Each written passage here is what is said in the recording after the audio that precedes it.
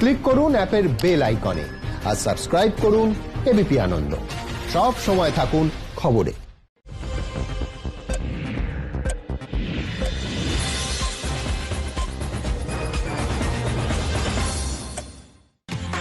নমস্কার, দেখছেন এবিপি আনন্দ, আপনাদের সঙ্গে আমি পাপিয়া। শুরু করছে সাতটায় বাংলা। সাতটায় বাংলায় শুরুতেই রাজ্যে করোনা আপডেটের খবর আপনাদের সামনে রাখবো। রাজ্যে 20 জন করোনা আক্রান্তের মৃত্যু, আরো 2 জন করোনা আক্রান্তের মৃত্যু।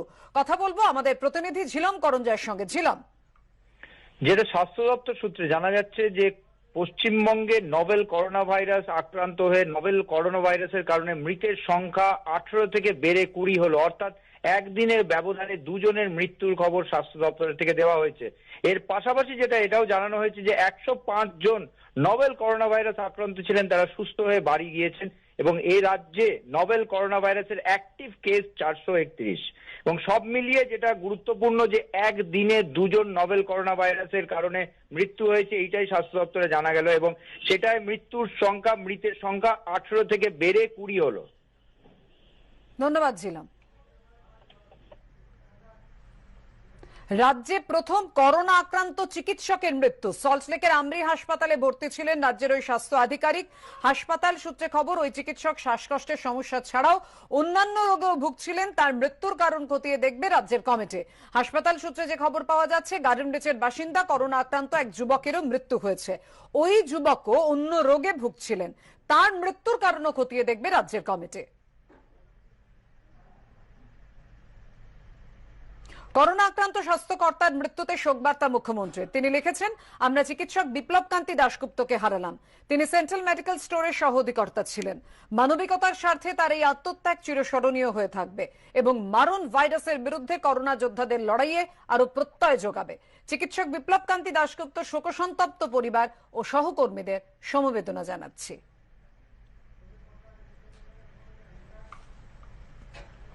হাজরা চিত্তরঞ্জন সেবা সদন হাসপাতালে করোনা পজিটিভ, করোনা আক্রান্ত এক প্রসূতি।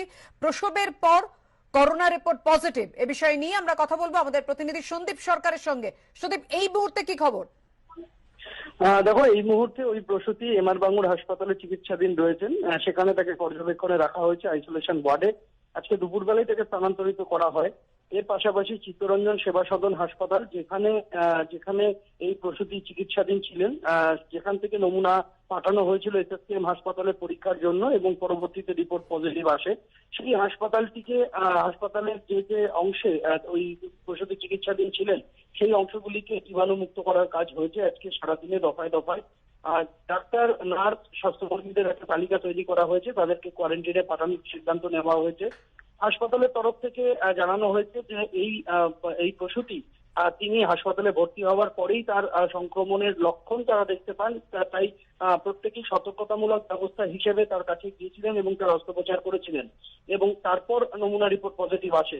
ফলে হাসপাতালে স্বাস্থ্যকর্মীদের ঝুঁকি একটা থাকলেও তুলনামূলকভাবে যে সবাই সতর্কতামূলক ব্যবস্থা নিয়ে কাছাকাছি যাওয়ায় বিপদ এড়ানো সম্ভব হয়েছে, এমনটাই মনে করছে হাসপাতাল কর্তৃপক্ষ। তবে হাসপাতালের কয়েকজন স্বাস্থ্যকর্মীকে কোয়ারেন্টাইন করা হবে, প্রাথমিকভাবে সেই তালিকা তৈরির কাজ চলছে এখনো পর্যন্ত, সেরকমটাই হাসপাতালের তরফে খবর। ধন্যবাদ সন্দীপ। এবার এই মুহূর্তে যে খবরের দিকে নজর রাখবো, আপনাদেরকে জানিয়ে রাখি, করোনা সংক্রমণের জেরে বন্ধ Marwari relief society. Marwari relief সোসাইটিতে করোনা আক্রান্ত নার্স, স্বাস্থ্যকর্মী দুজনকেই রেফার করা হয় রাজারহাটে। দুজনের করোনা পরীক্ষার রিপোর্ট পজিটিভ আসে। হাসপাতালে চিকিৎসক, নার্স সহ কোয়ারেন্টিনে রয়েছেন 15 জন।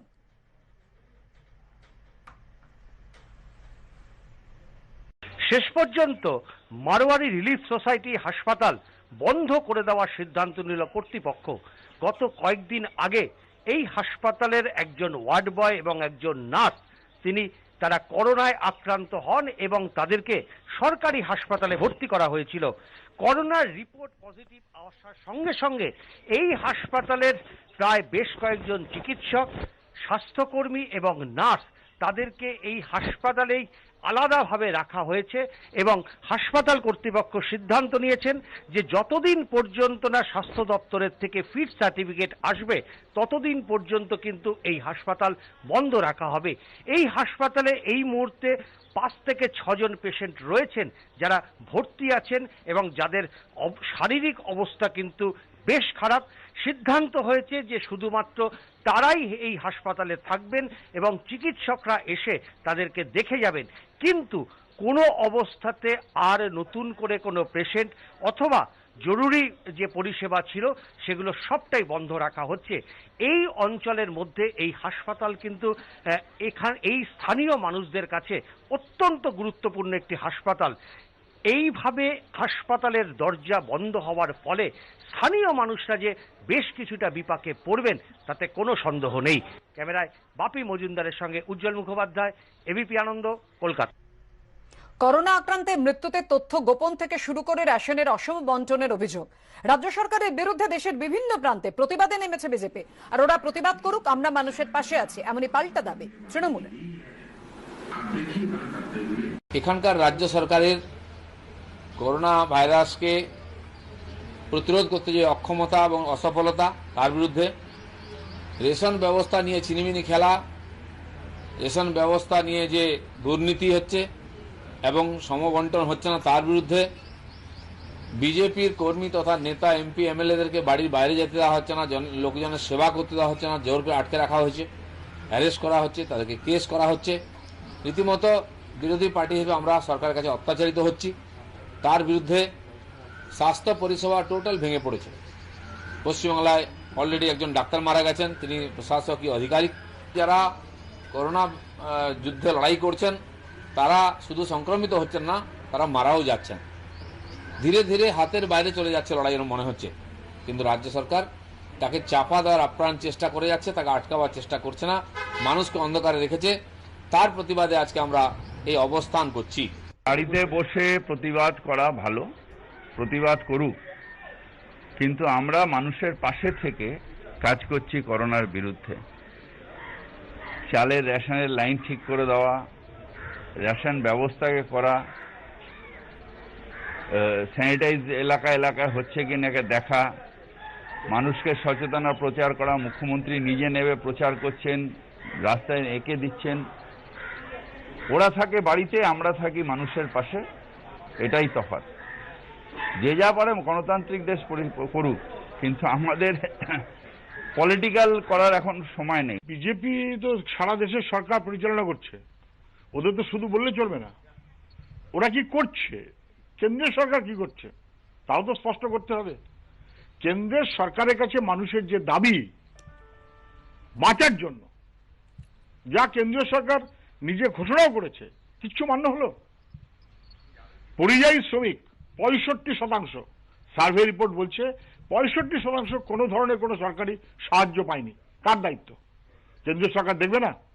পশ্চিমবাংলায় মানুষ কি প্রধানমন্ত্রীর ঘোষণা অনুযায়ী চাল ডাল পেয়েছেন? এখনো পাননি। রাজ্যের বিরুদ্ধে তোমরা বলো, সেটা আমরাও বলছি, কিন্তু দিল্লির সরকার তার কি কিছু রোল নেই? একটা কমপ্লিট আনপ্ল্যান্ড আনপ্রিপেয়ার্ড লকডাউন, 16 দিন অ্যালাউ করা হলো বিদেশ থেকে প্লেন আসার জন্য, আর 4 ঘন্টা সময় দেওয়া হলো না আমাদের পরিযায়ী শ্রমিককে বাড়ি ফেরার জন্য। কার পক্ষে দিল্লিওয়ালারা? করোনা পরিস্থিতি নিয়ে রাজ্য সরকারের বিরুদ্ধে একাধিক অভিযোগে সরব বিজেপি। প্রতিবাদে সমস্ত জেলায় ধর্নায় বসলেন বিজেপি নেতারা। কেউ বাড়িতে, কেউ দলীয় কার্যালয়ে বসে প্রতীকী প্রতিবাদে সামিল। পাল্টা কটাক্ষ তৃণমূলের। করোনা সংক্রান্ত তথ্য গোপন করছে রাজ্য সরকার। গণবন্টন ব্যবস্থায় চলছে দুর্নীতি। ত্রাণ বিলিতে বাধা দেওয়ার পাশাপাশি ঘরবন্দি করে রাখা হচ্ছে বিজেপি জনপ্রতিনিধিদের। এমনই একাধিক অভিযোগে রবিবার সকাল থেকে দুপুর 1টা পর্যন্ত রাজ্য জুড়ে প্রতীকী প্রতিবাদ বিজেপি নেতা কর্মীদের। লকডাউনের মধ্যে কেউ ছিলেন বাড়িতে, কেউ আবার দলীয় অফিসে বসে ধর্নায় যোগ দেন। রবিবার নিজের অফিসে কয়েকজন কর্মীকে নিয়ে মৌন প্রতিবাদে সামিল হন বাঁকুড়ার বিজেপি সাংসদ সুভাষ সরকার। জানি খোঁচা দিতে ছাড়েনি তৃণমূল। পশ্চিমবাংলায় যা চলছে তার বিরুদ্ধে প্রতিবাদ। রাজ্য সরকারের উচিত কেন্দ্রীয় টিমকে একেবারে সাহায্য করা, প্রকৃত তথ্য তুলে দেওয়া, তাহলে তারা ঠিক ডিরেকশনস দিতে পারবেন। করোনা লড়াইতে আমরা একসঙ্গে লড়তে পারবো। তৃণমূল কংগ্রেসই এখন মানুষের পাশে দাঁড়িয়ে সর্বত্রভাবে পরিষেবা প্রদান করছেন। সুতরাং এই মুহূর্তে তাদের ঘরে বসে টিভির পর্দায় মুখ দেখানো ছাড়া আর তাদের কোনো জায়গা নেই। তাই স্বাভাবিকভাবে তাদের কুৎসা, কেলেঙ্কারি ইত্যাদি বিভিন্ন যে অপপ্রচার, তাদের যে নিত্য নৈমিত্তিক ঘটনা, সেটাই তারা কিন্তু আবার করতে শুরু করেছে। উত্তর দিনাজপুরের রায়গঞ্জের বিজেপি সাংসদ তথা কেন্দ্রীয় মন্ত্রী দেবশ্রী চৌধুরী বাড়িতে প্ল্যাকার্ড নিয়ে প্রতিবাদে সামিল হন। প্রকৃত অবস্থার সঙ্গে সরকারের দেয়া তথ্যের বিরাট বড় ফারাক থেকে যাচ্ছে। রেশন দোকানে কেন্দ্র সরকার মাধ্যম যে সমস্ত চাল ডাল গম মানুষের সাহায্যার্থে পাঠানো হয়েছে, সেখানে চূড়ান্ত অব্যবস্থা চলছে। অভিযোগ উড়িয়ে পাল্টা বিজেপিকে নিশানা করেছে তৃণমূল। একটুখানি সদিচ্ছা তাদের থাকতো, তাহলে তাদের এখানে কেন্দ্রীয় মন্ত্রী আছে, উত্তর দিনাজপুরে তারা মানুষের পাশে দাঁড়াতে পারতেন। মানুষের এই দুরবস্থার মধ্যে তাদেরকে সাহায্যের হাত বাড়িয়ে দিক, খালি ছলনা আর প্রতারণা না, পারলে পারে কিছু সাহায্য করুক, সেটাই মানুষের জন্যও ভালো হবে, ওনার জন্যও ভালো হবে। হোম কোয়ারেন্টাইনে রয়েছেন জলপাইগুড়ির বিজেপি সাংসদ জয়ন্ত রায়। বাড়িতেই তিনি ধর্নায় বসেন। আমাদের এখানে রাজ্য সরকার তারা এখন অন্যায়ের আশ্রয় নিচ্ছেন, তারা এখানে রেশন দোকানে দুর্নীতি, এমনকি কোভিড নিয়ে মিস ইনফরমেশন, রং ইনফরমেশন মানুষের মধ্যে দেওয়া হচ্ছে। তো জয়ন্তবাবুকে বলবো এই মুহূর্তে রাজনীতি না করে মানুষের পাশে দাঁড়ান, কারণ ওনারা বলছেন যে তথ্য গোপন করা হচ্ছে। প্রতিদিনই নবান্ন থেকে মাননীয় মুখ্যমন্ত্রী মানুষের উদ্দেশ্যে প্রতিদিন তার স্ট্যাটাস কি করোনা ভাইরাসের, সেটা চিফ সেক্রেটারি এবং মুখ্যমন্ত্রী রোজই মানুষের কাছে তুলে ধরছে। করোনা নিয়ে তথ্য গোপন, রেশন দুর্নীতি সহ একাধিক অভিযোগে বালুরঘাটের বিজেপি সাংসদ সুকান্ত মজুমদার তাঁর বাড়িতে বসে ধর্নায় সামিল হন। জেলা বিজেপির সভাপতি বিনয় বর্মন বালুরঘাটের জেলা কার্যালয় কর্মসূচিতে অংশ নেন। মালদা উত্তরে বিজেপি সাংসদ খগেন মুর্মু বাড়িতে সামিল হন ধর্নায়। বীরভূম বিজেপির জেলা সভাপতি শ্যামাপদ মণ্ডল শিউরির বাড়িতে কয়েকজন কর্মীকে নিয়ে প্রতীকী প্রতিবাদে যোগ দেন। এবিপি আনন্দ। মুখ্যমন্ত্রীর কাছে আবেদন করে সরকারি উদ্যোগে আসানসোলে ফিরলেন ধানবাদে আটকে পড়া 43 জন। তারা সকলেই ধানবাদে আটকে থাকা অবস্থা আসানসোলে ফিরতে চেয়ে মুখ্যমন্ত্রীর কাছে আবেদন করেছিলেন। তারপরে ওই 43 জন ধানবাদ থেকে আসানসোল জেলা সীমান্তে আসেন। সেখানে তাদের স্বাস্থ্য পরীক্ষার পর প্রশাসন গাড়ি করে ওই 43 জনকে আসানসোলে নিয়ে আসে। 24 তারিখের পর এদিন ফের হাওড়া পরিদর্শনে যান কেন্দ্রীয় পর্যবেক্ষক দল। ঘুরে দেখেন গোলাবাড়ি ও শালকিয়া। দক্ষিণ কলকাতার আনাচে কানাচে কেন্দ্রীয় কমিটি লকডাউন পরিস্থিতি নিজের চোখে প্রত্যক্ষ করার পর এখন সেই দলটি ঢুকে পড়েছে হাওড়া অঞ্চলে। হাওড়াতে গোটা রাস্তা জুড়েই দেখা যাচ্ছে যে কেন্দ্রীয় দল যাচ্ছে এবং বিভিন্ন জায়গায় লকডাউন পরিস্থিতি কোথাও খুব একটা না থেমে তারা পর্যবেক্ষণ করছে। হাওড়ার শালকিয়া অঞ্চল ঘোরা হয়ে গেছে, গোলাবাড়ি অঞ্চলে এই মুহূর্তে গাড়ি রয়েছে, গোলাবাড়ি থানা কিছুক্ষণ আগে পেরিয়েছে এবং হাওড়া চত্বরে যেটা দেখা যাচ্ছে কেন্দ্রীয় সরকার বেশ কিছুদিন আগেই হাওড়াকে রেড জোন বলে চিহ্নিত করেছেন জেলাকে। এখানে পুলিশি তৎপরতাও রয়েছে, সেই ছবিও কিন্তু ধরা পড়ছে কেন্দ্রীয় দলের কাছে। পাশাপাশি যেটা দেখা যাচ্ছে কেন্দ্রীয় দল এই পর্যবেক্ষণের সঙ্গে সঙ্গে পরপর ছবিও তুলতে থাকছেন এবং সেই অর্থে কিন্তু আমরা কেন্দ্রীয় দলের সঙ্গে কোনো পুলিশ কিন্তু দেখতে পাচ্ছি না। রাজ্য পুলিশ বিভিন্ন অংশে ছোট ছোট পুলিশের গাড়ি এই কনভয়ের মধ্যে ঢুকছে আবার বেরিয়ে যাচ্ছে। মূলত বিএসএফ এর তত্ত্বাবধানে বিএসএফ এর নিরাপত্তাতেই এই কেন্দ্রীয় দল যেটা রয়েছে তাদের এই পর্যবেক্ষণ সেটা চলছে। যে প্রসঙ্গ গতকালকে চিঠিতে উঠে এসেছিল যে যদি কোনো প্রোটেকশন না থাকে সেক্ষেত্রে রাজ্য দায় নেবে কিনা, সেই প্রশ্ন মাথায় রেখেই কিন্তু এই টহল এই পর্যবেক্ষণ চলছে এবং পরপর মোবাইলে ছবি তোলা দেখে এটুকু বোঝাই যাচ্ছে যে এই ছবির উপর ভিত্তি করে তারা যা দেখছেন লকডাউন পরিস্থিতির ভিত্তি করে তার উপরে কিন্তু রিপোর্ট তৈরি করে এবং অবশ্যই সেই রিপোর্ট মুখ্য সচিবকে জানানো হবে বলেই প্রত্যাশা। এবার এটাই দেখার যে কলকাতা দক্ষিণ কলকাতার দিকটা নিশ্চিত করার পর এখন যখন হাওড়া চত্বর ঘুরে দেখা হচ্ছে একটি রেড জোন, কেন্দ্রীয় সরকারের দাগিয়ে দেওয়া একটি রেড জোন, সেখানকার পরিস্থিতি নিয়ে কেন্দ্রীয় যে দল তারা কি রিপোর্ট দেয়। ক্যামেরায় মৃন্ময় চক্রবর্তীর সঙ্গে অর্চিত ভট্টাচার্য, এবিপি আনন্দ, হাওড়া। রাজ্য সরকারের তরফে কোনো সাহায্য মিলছে না, ফের অভিযোগ করলেন উত্তরবঙ্গ সফররত কেন্দ্রীয় প্রতিনিধি দলের প্রধান। We are still requesting the state government to come and support in our visit, but as of now they have not been doing that. We request them again. We should ask the state government, but we have not got the information that we are asking, and we are still waiting and requesting them to give us the information. The government has to come forward. They have to do more because that's what we are observing. People, in fact, all of you are also sitting like this. We have to be very, very careful. It is not that it will tell us any time. So all of us have to be extremely careful, maintain social distance. that social distancing and lockdown measures needs definitely a lot of improvement. কেন্দ্রীয় দলের প্রতিনিধিদের কোয়ারেন্টিনে রেখে corona পরীক্ষা করা হোক, এমনই দাবি উত্তরবঙ্গ উন্নয়ন মন্ত্রীর। মানুষের পাশে আছি, মানুষের সাথে আছি, একটা মানুষও যাতে অভুক্ত না থাকে তার জন্য মানুষের পাশে সদা সর্বদা আছি। আমাদের নেত্রী মমতা ব্যানার্জি এটাই আমাদের এই শিক্ষা দিয়েছেন। আর যারা ঘরে বসে আছে শুধু সমালোচনা করছে এবং করোনা ভাইরাস ছড়াচ্ছে, সেই মালতী রাভাদের মতো কিছু নেত্রী ঘরে বসে শুধু বিবৃতি দিচ্ছে। আমি তো দমকল মন্ত্রী সুজিত বোসকে বলবো, এদের এই বিজেপি নেতার, সারা রাজ্যে যত বিজেপি নেতা এরা ভাইরাস যুক্ত হয়ে গেছে, এদেরকে একদম হোম কোয়ারেন্টাইনে রাখার যেমন ব্যবস্থা হোক, এটা মুখ্য সচিবকে অনুরোধ করব। আর সুজিত বোস দমকল মন্ত্রীকে অনুরোধ করব, এদের সারা শরীরটা যাতে স্যানিটাইজ করে দেওয়া যায় মেশিনের মাধ্যমে। ওরা ঘরে থাকুক, আমরা মানুষের সাথে থাকি। উত্তরবঙ্গ উন্নয়ন মন্ত্রীর মাথা খারাপ হয়ে গেছে, অসাংবিধানিক কথা বলছেন। রবীন্দ্রনাথ ঘোষকে কটাক্ষ বাঁকুড়ার বিজেপি সাংসদ সুভাষ সরকারের। রবীন্দ্রনাথ ঘোষ ও বোধহয় মাথা খারাপ হয়ে গেছে। উনি যেরকম অসাংবিধানিক কথা বলেছেন এবং বলতে গেলে অশ্লীল শব্দ প্রয়োগ করেছেন। তো আসলে ব্যাপারটা কি হয়েছে, কেন্দ্রীয় টিম আসার পরে রাজ্য সরকারের সবকিছু পর্দা ফাঁস হয়ে গেছে। মানুষ বুঝতে পেরে গেছে যে করোনার স্থিতিতে এই পরিস্থিতি মোকাবিলায় রাজ্য সরকার একেবারে নাস্তানাবুদ হয়ে গেছে এবং সমস্ত কিছু লুকোনোর চেষ্টা করছে। রেশন নিয়েও, রেশন বন্টন ব্যবস্থাতেও ঘোটালা, এই প্রত্যেকটা ব্যাপার সাধারণ মানুষের সামনে এসে গেছে। আর তাতে সমস্ত তৃণমূল কংগ্রেসের নেতারা একেবারে পাগল হয়ে গেছে, উল্টো পাল্টা বকছে। কাজে এটা নিয়ে ভাবনার কিছু নয়। আমরা যদি আজ সরকারে থাকতাম, আমরা এই পরিস্থিতির মোকাবিলা অনেক সুন্দরভাবে করতাম। গান সংলাপ থেকে আবৃত্তি, গভীর অসুখের এই দুঃসময় ভালো থাকার বার্তা দিচ্ছেন বাংলার সেরা শিল্পীরা। তারা বলছেন, করোনাকে ভয় করো না।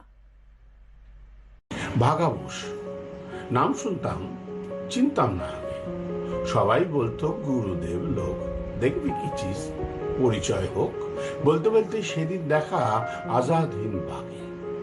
জানা শুনো নেই তখনও আমায় ডেকেই বললে, শোনো তোমাদের জিম করবে, আমার কাছে লাগে। আমি তো হকচকিয়ে বললাম, আগে আমি আপনাকে তো দেখেই নিয়ে এর আগে। শুনে সে বললে, তা হোক, আমি এই পাড়ারই লোক বাঘা বোস, কয়েক বছর ছিলাম যা ভাইজাগে। বললাম, তাই দেখিনি, নামে তো খুবই চিনি। বাঘা বোস বললে, দাঁড়াও, আগের কথা আগে, তুমি কি বাঘ শিকারী? আমি বললাম, বাঘ